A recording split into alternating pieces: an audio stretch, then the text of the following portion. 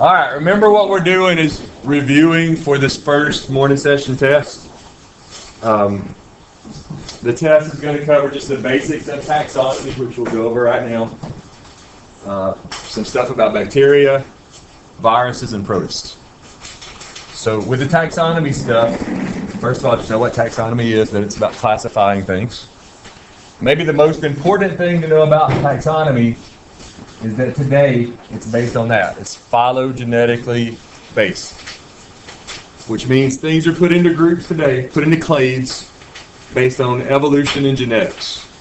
If you're in the same group as something else, that implies you are related to that thing through evolution. So the word clade refers to these different groups in our system. And just in a way of reviewing, let's go through and talk about the groups that we as humans belong to. What's our domain? What domain do people belong to? Eukarya, along with all other eukaryotic things. We have membrane-bound cells, membrane-bound nuclei in our cells. We have organelles. Multicellular. Our kingdom is Animalia.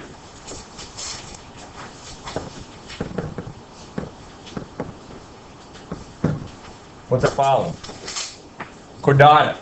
We're put in that group with all the other vertebrate animals. We have backbones. Our class is Mammalia. And what we have common with all other mammals is breastfeeding for young and some other things, but that's the main thing. Our order is primates. All primates have a lot of characteristics, including an opposable thumb, well-developed brain, 3D vision. The family that we belong to are the hominids or hominidae. One of the key characteristics there is they can walk upright. So we're talking about things like chimps and orangutans and apes and humans.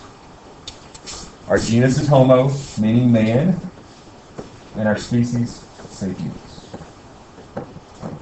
And remember, if you write out a scientific name for something, it's genus name first, capitalized, species name second, lowercase.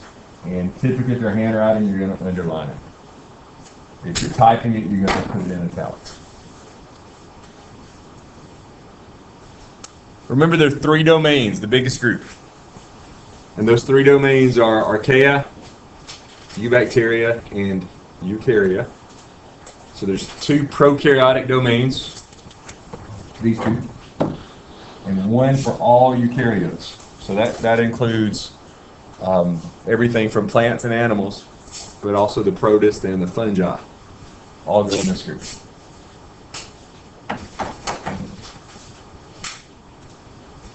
There's a phylogenetic tree. And remember, that's supposed to show how things evolved through evolution. And back here at the very bottom of the tree, that would be where the common ancestor of all life came from. Here, something in this branch was a common ancestor also to all these currently living things. And you see that the bacteria branched off to form this side of the tree. Somewhere a little bit later in time, there was a common ancestor right there, only shared by the eukaryotes and the eubacteria. So according to this tree, we're more related to archaea bacteria than we are to the eubacteria. Don't know what I just did there. Let's try that again. The picture was hyperlinked. Picture's still hyperlinked. Let's try that again.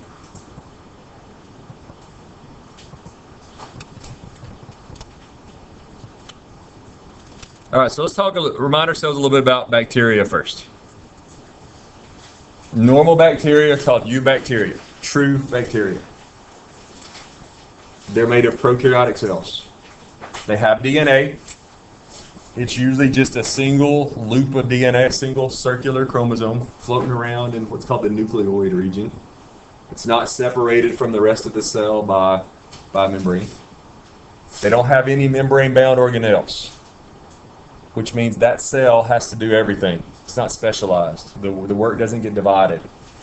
They do have ribosomes, although their ribosomes are a little bit different than ours. They have to have them because the job of ribosomes is to make the protein using the directions from the DNA. Got to have ribosomes.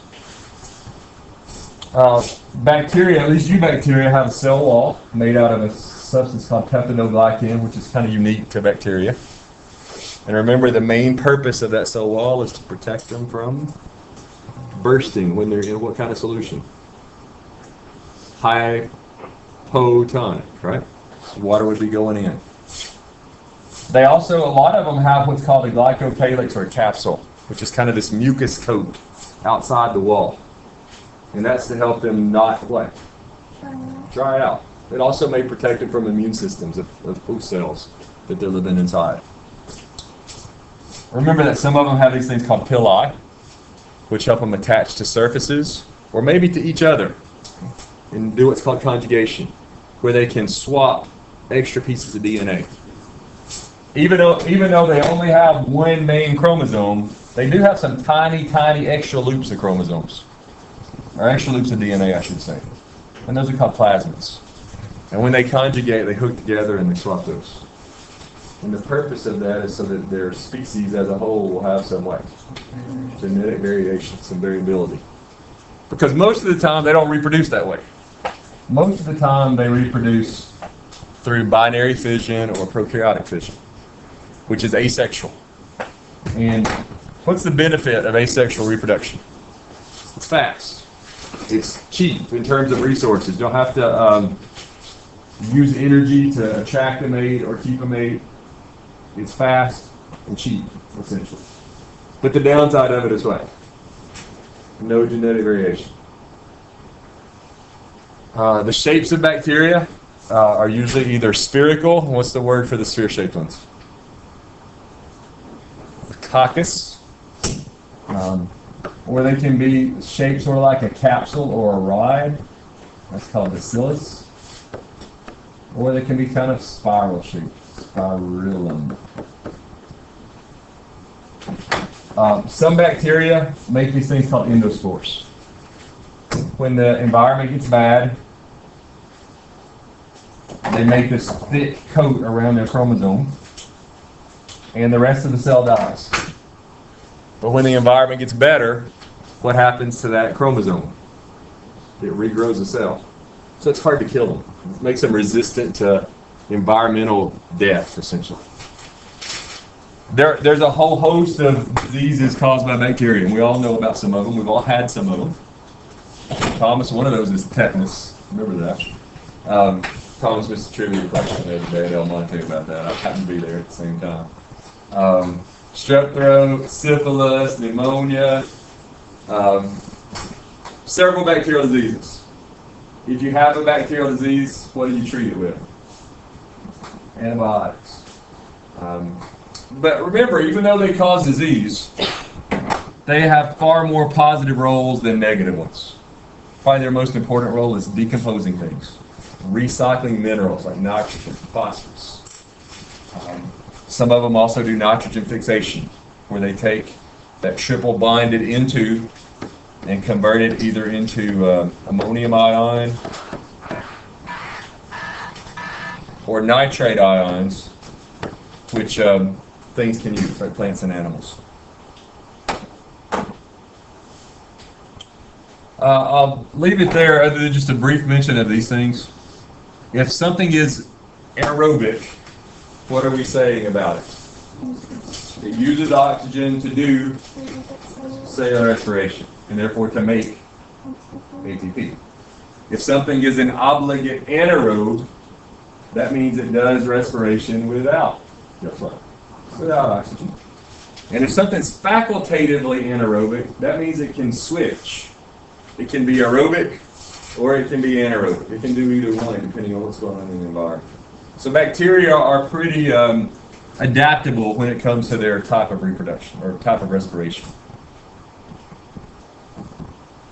Got a picture there. You can see that they have lots of ribosomes freely floating inside the cell. They've got their one main chromosome just floating out there. They may have little plasmids of extra DNA that they can swap. They sometimes have flagella. Even though they have a wall, remember that they also have a membrane. Every cell has to have a membrane. Because it is the job of the wall to determine what can go in and out of a cell. No, just for support, protection. There's some of those shapes. The coccus-shaped bacteria, the bacillus, and also the spirillum. Remember that there are bacteria that can do photosynthesis. Those are called cyanobacteria. And they're one of the most important life forms on Earth because they're done at the bottom of the food chain. A lot of scientists would argue that in plants, the chloroplast in a plant used to be what? Bees. And that somehow that whole endosymbiotic thing, the cells that eventually became plant cells took these in. And these became the chloroplasts of the cells, would be the argument.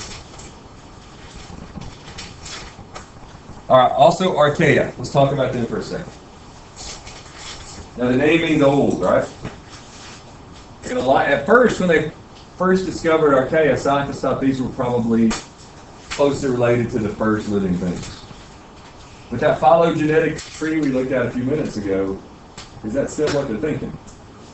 No, because they seem to be after eubacteria, right? When they first found them, they found them in harsh environments, extreme environments. But today, scientists know they're found all over the place. Inside inside all kinds of things, inside swamps, but also in those really extreme places, like really salty places, really hot, really cold, really deep, really dark. But they're also found in normal places as well. But they are chemically distinct from bacteria and genetically distinct from bacteria. Their cell walls are not made out of peptidoglycan. Their cell membranes are slightly different in terms of the phospholipids found in them. But their genetic material is also different. Things like their genes and also their rRNA that makes up their ribosomes. That's more like eukaryotic rRNA than it is bacterial rRNA. Carlos Spencer, come to the main office, please. Carlos Spencer. Now, a lot of times they get broken up into three groups. The methanogens, which make methane, natural gas, the thermoacidophiles, which like it hot and acidic, and the halophiles, which like it salty. One other thing that makes them more similar to us, eukaryotes, than to regular bacteria, is that in their associated with their DNA, they have these proteins called histones. You know, when we get ready to do cell division, our DNA will wind up and make chromosomes. What the DNA winds up around are these proteins. So it's sort of like the spool. If you're thinking of a chromosome like a spool of thread, the DNA would be the thread and the histone would be the spool. Histones are like spools for our DNA. Archaea have them, eukaryotes like us have them, but regular old bacteria don't. So again, that's another one of those similarities that scientists are using to say we're more related to them through evolution than we are to regular eubacteria.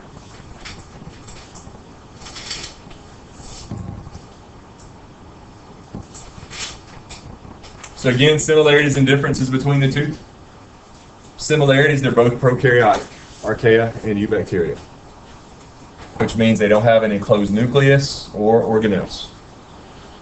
They both have cell walls. They're similar in shape and size. They both reproduce usually through binary fission. Those are all similarities.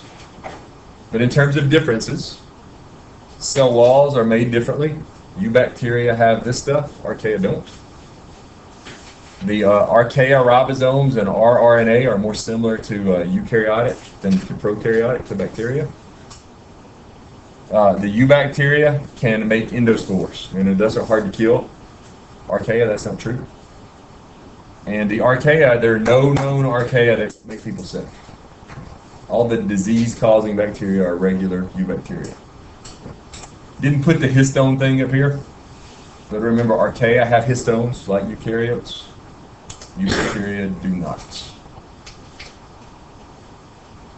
I'll switch over and review viruses. real quick as well.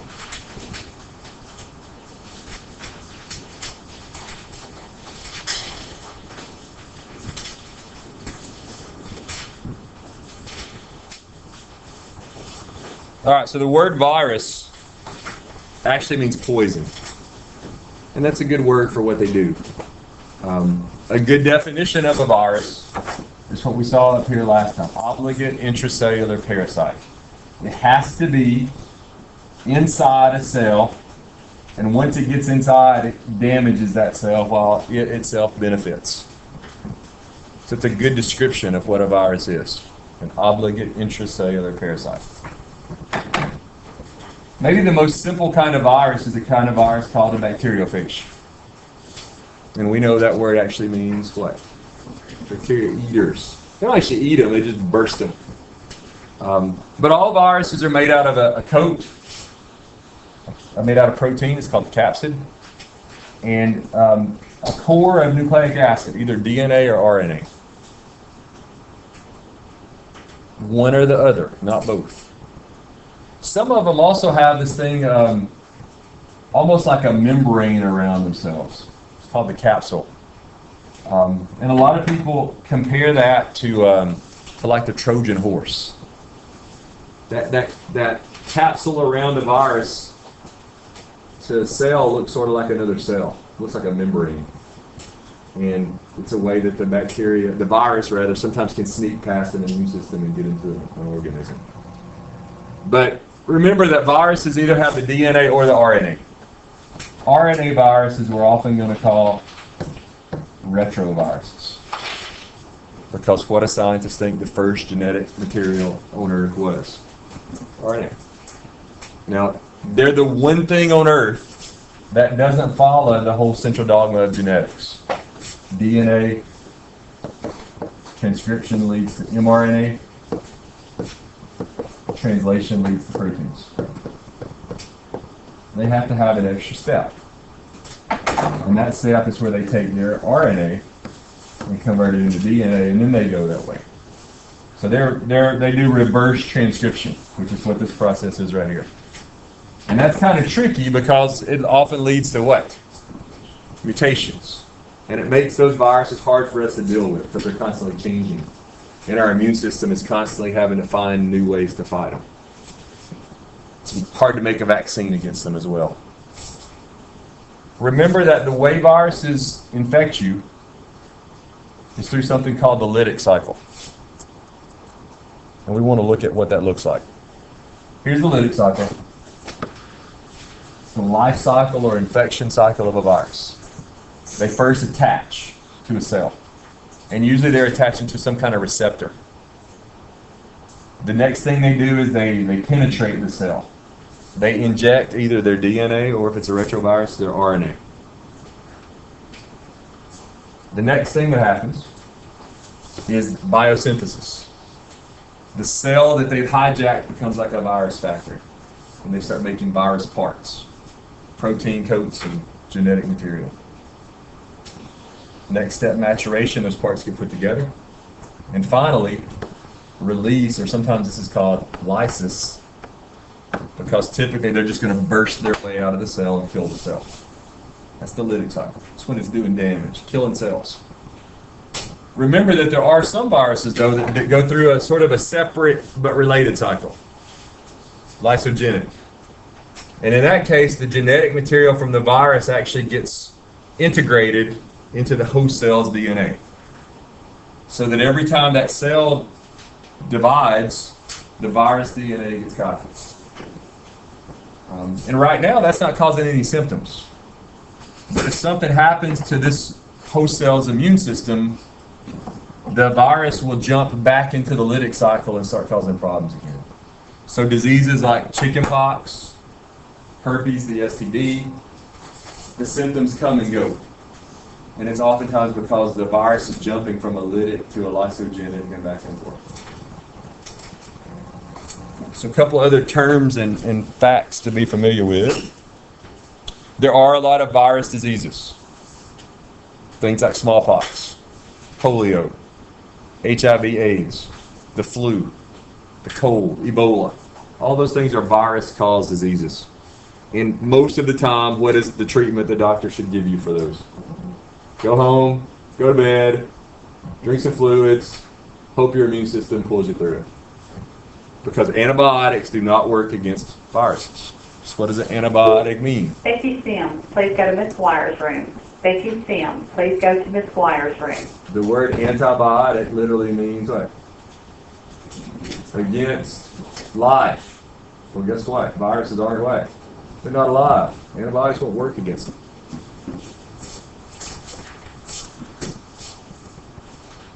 So we see some pictures here where this is the flu virus, and it has this capsule out here outside that sort of mimics what a cell membrane might look like.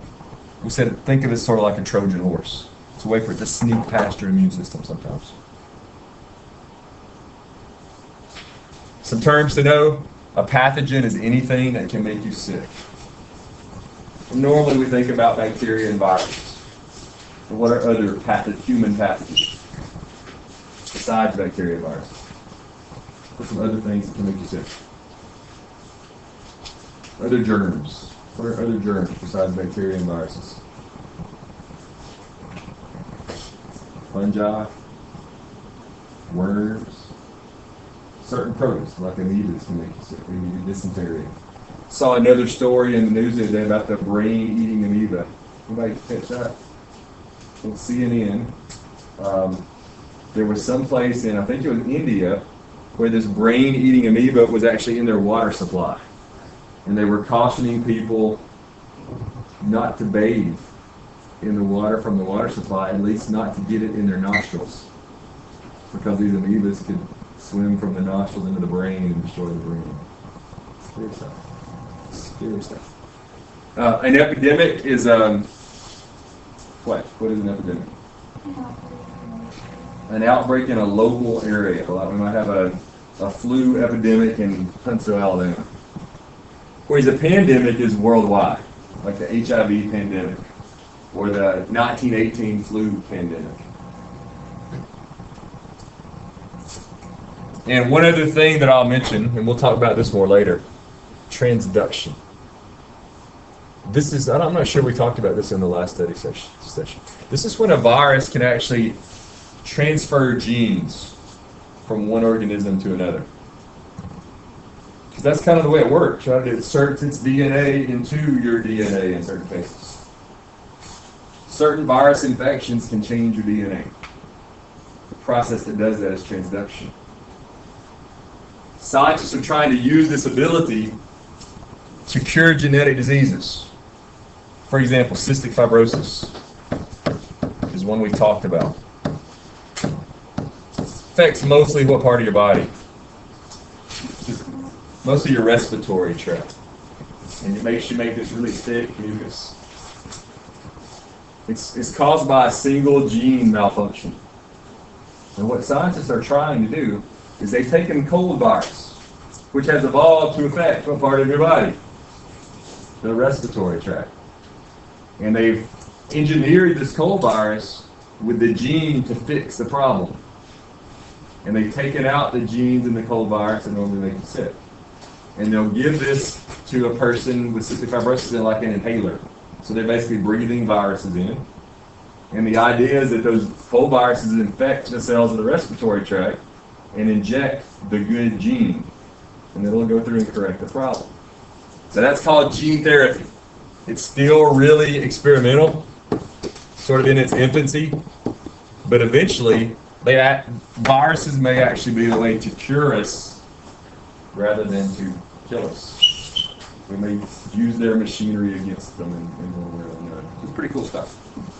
So transduction is the process in which a virus can transfer genes from one organism to another. We talked about that. The one other thing that I want to remind you about today, and then I'll let you go, is protists. Remember that protists are eukaryotic. They have an enclosed nucleus. They have organelles. And they're thought to be the first eukaryotes. And the way we think that eukaryotes came to be was this whole endosymbiotic hypothesis. This is about time 500 for mentioning that in class. Again, the idea, small bacteria were taken in by bigger ones. It turned out to be a good deal for both. And eventually those smaller ones became such an important part of the big one that they couldn't separate anymore, and we got organelles and eukaryotic cells. Also remember that protists are divided into two distinct groups. The plant-like protist, the algae, and the protozoans, which are a lot more animal-like things. Also remember that the word protist is quickly becoming an outdated word because the current system of classification is based on genetics and evolution.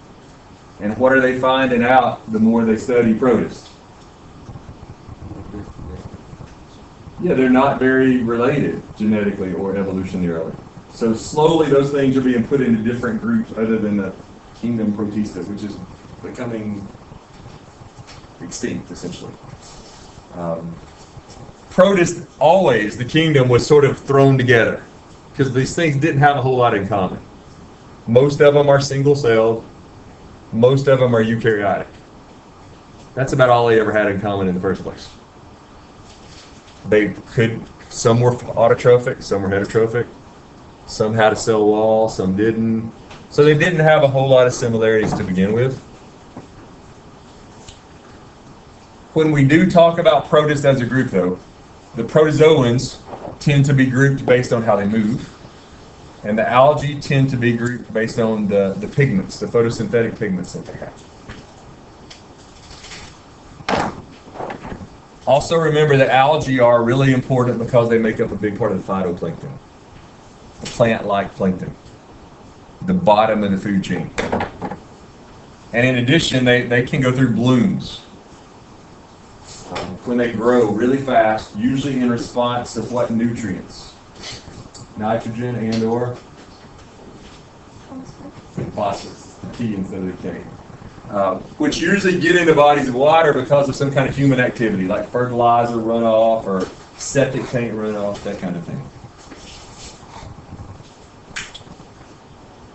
That phylogenetic tree never really came out very clear, but it's showing the phylogenetic tree of eukaryotes and how we've got plants and animals and fungi, and that the protist would be, maybe somewhere in here, the common ancestor of all of those things.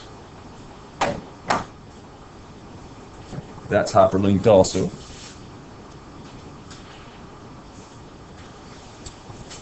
All right, we said before that protozoans are grouped based on how they move. So we've got these guys that move with flagella. These things tend to be heterotrophic. One thing that they've got to have is a contractile vacuole. Because where are these things typically living? Fresh water, which means water is constantly doing what? Going in. And they have to have a way to pump it out. That's what these contractile vacuoles do. We mentioned Giardia, which is found in fresh water, and it can cause really bad diarrhea if you were to drink water that's not purified. And we talked about the trypanosomes, which can cause what's called African sleeping sickness, which you get in Africa from the bite of a tsetse fly. Ciliata is the second group. These move with cilia. And the cilia not only help them to move, but they also help them to get food. This is like a paramecium, is an example you ought to know. Again, they're freshwater things, so they have to have that vacuole to get rid of water. They can conjugate, they can swap genetic material, sort of like sex. The Sarcodinians, we watched the video of these guys. These are like the amoebas.